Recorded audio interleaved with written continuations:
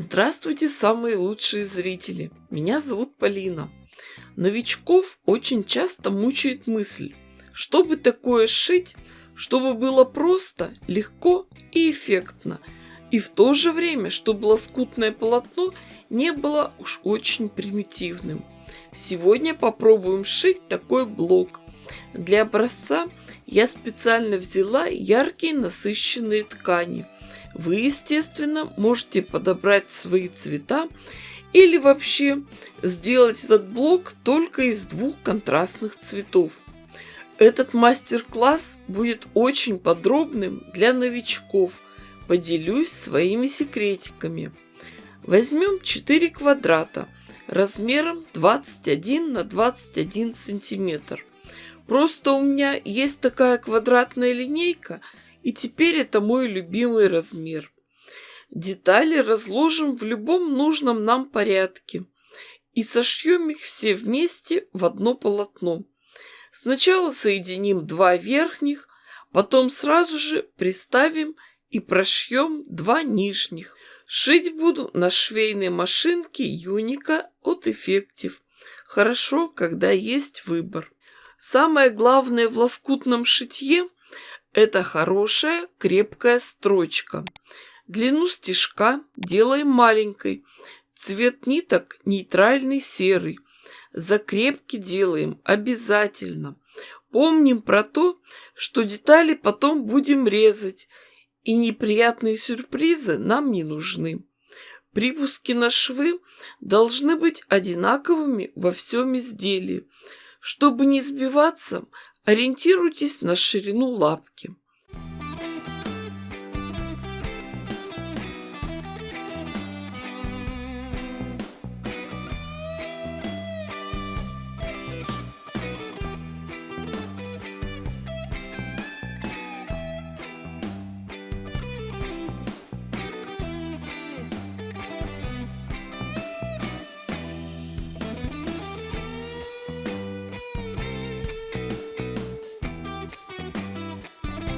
После того, как детали прошили, разворачиваем заготовку и расправляем швы.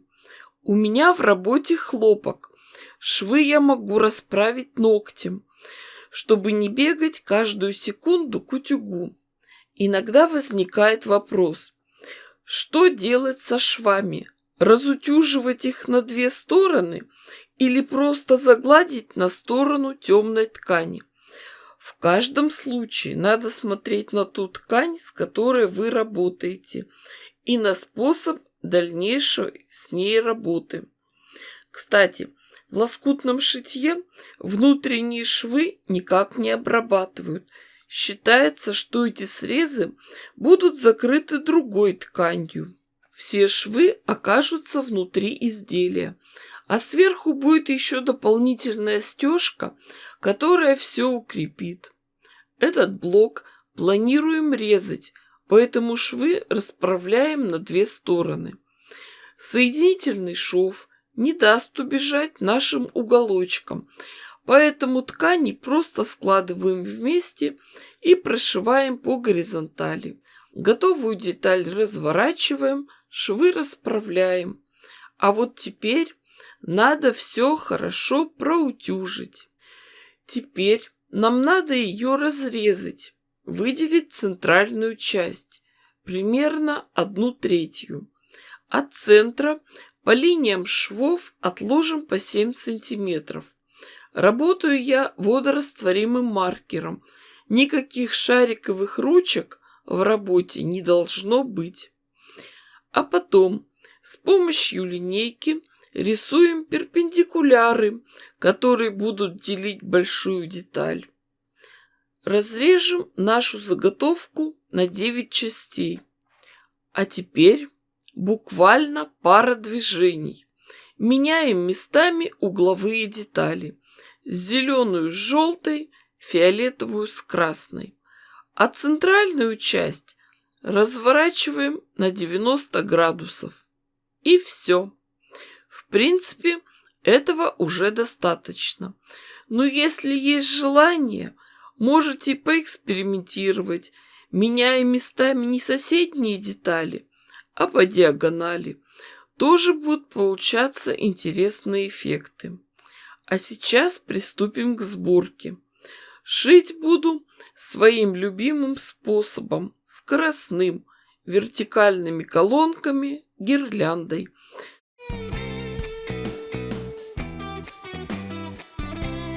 Прошиваем первые 2 детали, нитки не обрываем, промежутков не делаем, сразу же шьем следующие 2.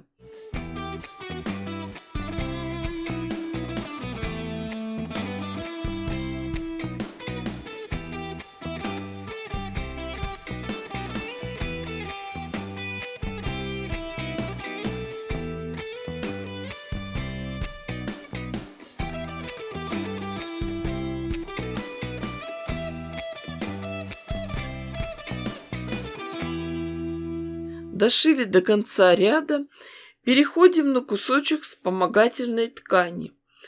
После этого отрезаем прошитый ряд.